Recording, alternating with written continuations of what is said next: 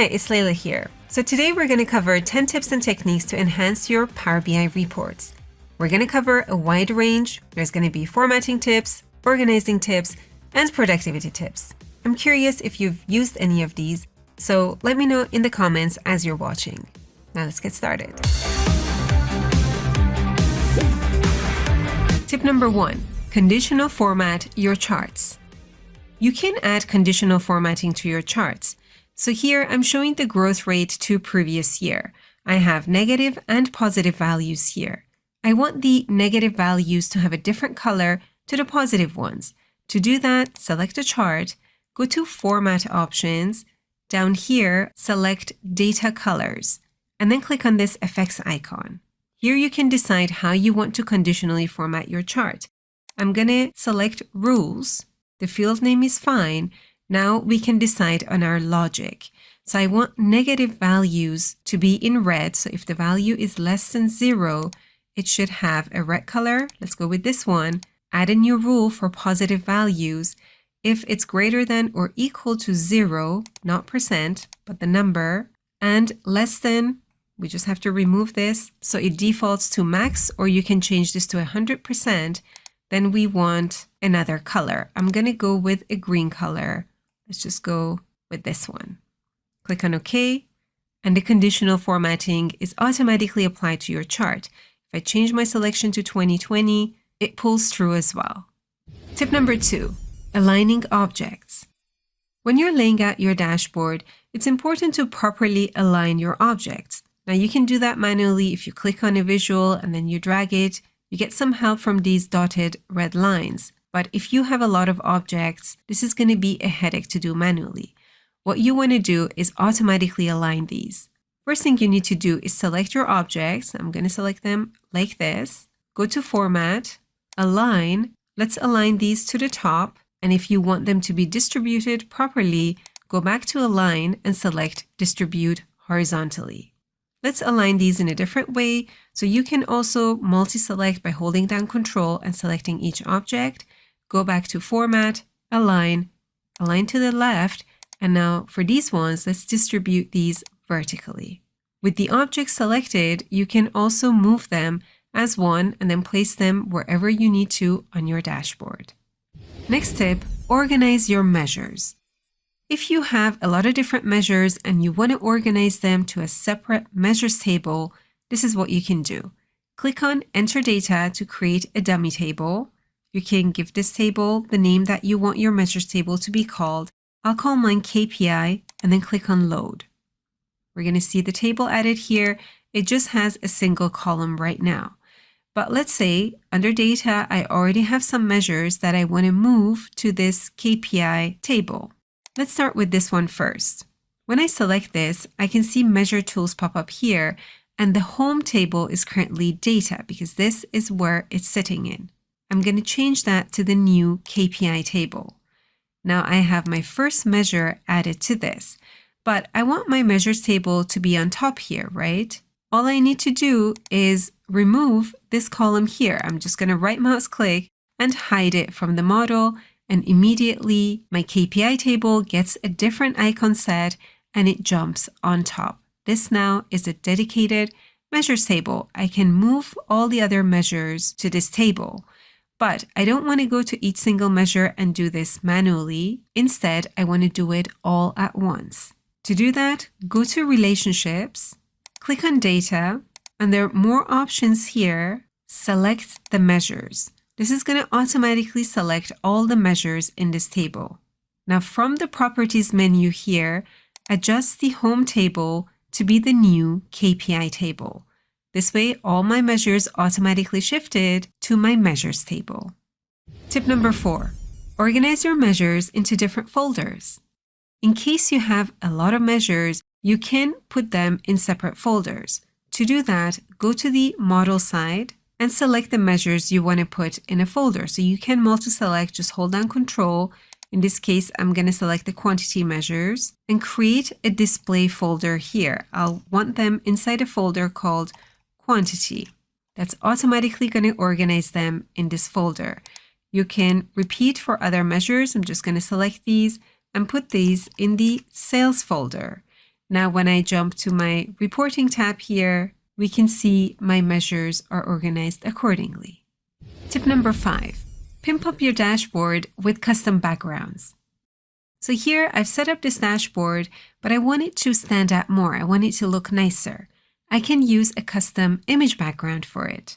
One way to do this is set it up in PowerPoint. So here I have a PowerPoint slide and I've added all of these different objects to the slide. Then save this as a PNG. So you can do that by going to File, Save As, or Save a Copy in this case. From this drop down, select PNG. Once you have it saved as a PNG, go back to your dashboard, click in an empty area just to make sure no object is selected, then go to the Format options. Down here, you're going to see Page Background. You can decide on a color for your background, right? So if you didn't want to use an image, you can select a color and turn transparency off so you can see that color. In this case, I want to add an image, so I'm going to click on Add Image. Select the PNG, mine is called this, click on Open, and it's going to bring it to the background, but you can't see it if transparency is on, so we are going to turn transparency off. And now we can see our dashboard already looks a lot fancier. And down here, you also have some options for fitting the image. I'll go and select Fit. You can then adjust the other visuals that you have. So for example, for the title here, I don't want it to have that white background. So I'm going to select it and turn off the background. And then I want the text to be white. So let's just select this and adjust the font color to white. Okay, so here you're free to design any type of background you want for your dashboards. Next tip, customize your tooltips. In Power BI, whenever you hover over any of these visuals, you get this default tooltip text. You can customize that. If I select this one, for example, and scroll down here, I can see tooltips and I can add additional fields to this that I don't have in this visual. So in this case, I'm going to grab total quantity and add it to tooltips. Now, whenever I hover over this, I get total sales and I also get total quantity. Now, in addition to just adding tooltips here, you can create separate tooltip pages and show whatever visual or text or graphic that you want to show. To do that, first you need to add a new page. I'll just call it My Tips. Then go to Format here. Under Page Information, change this to Tooltip. So turn this on for Tooltip. Scroll down for Page Size. Change this as well to Tooltip. Page Alignment, I'm just going to update this and put it in the middle. Now it's up to you, whatever you want to add to this tooltip, go ahead and do it. One thing I want to do is insert a text box and type in top 5 customer groups, because let's say that's what I want to show in my tooltip. I'm going to make this bold and center it. I also want to add a table that shows the customer groups. So I'm going to find them under Master Customer Data. That's right here. And then add in total sales. Let's place a check mark here. Now I might have a lot of groups, so I want to restrict this to the top 5. Let's add a filter for this visual. Click on this drop down and change this to top N. I want to see the top 5 based on total sales. I'm just going to drag and drop this here. Now let's apply the filter and I have top 5 customer groups here. Let's just give this more breathing space and adjust the sort order. So now that we have our tooltip page in place, let's go back to our visual here and use that. Collapse the filters, select the visual, go to Format Options. Under Tooltip, we're going to change the type from default to a report page. Now the only tooltip page I have is the one I called My Tips, so we're going to go with that. Now check this out. Whenever I hover over any of these, I get to see the top 5 customer groups, and they're going to be different depending on my selection. Tip number 7, add a page navigator to your dashboard. This is like creating an automatic table of contents for your dashboard. Power BI recently got an update that allows you to do that automatically. Just go to Insert, Buttons, all the way on the bottom, you're going to see Navigator, select Page Navigator. this automatically adds buttons for your pages. You have some options to adjust this. For example, under Pages, you can decide if you want to show or hide hidden pages, if you want to show tooltip pages or hide them. If I select Show, we're going to see my tooltip page. If I hide it, it's automatically going to disappear. If you rename tabs or add new tabs, this automatically gets adjusted. You can change the shape as you need.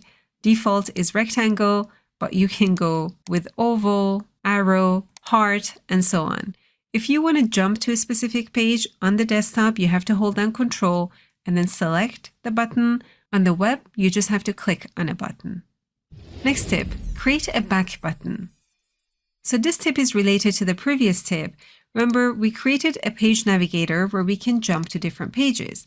Now it would be nice to have a way to go back. All you have to do is go to Insert, Buttons, and select Back. This is going to automatically insert a back button for you. You can position this where you want.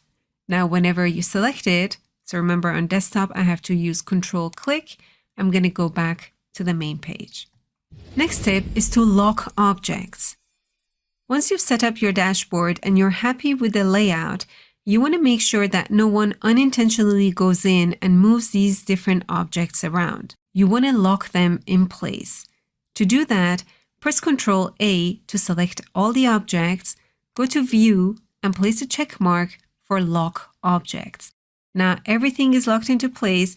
No one can unintentionally move these around. Tip number 10, save your reports as PDF. You can create a PDF file out of all your reports that you have on your dashboard. All you need to do, go to File, Export, and export to PDF.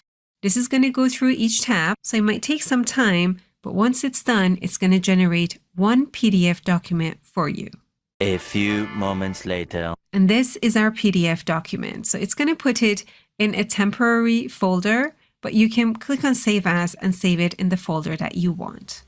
Okay, so those are my tips for now. Please share any cool tips of your own in the comments below as well. I'm really looking forward to reading those. Thank you for watching. Thank you for being here, and I'm going to see you in the next video.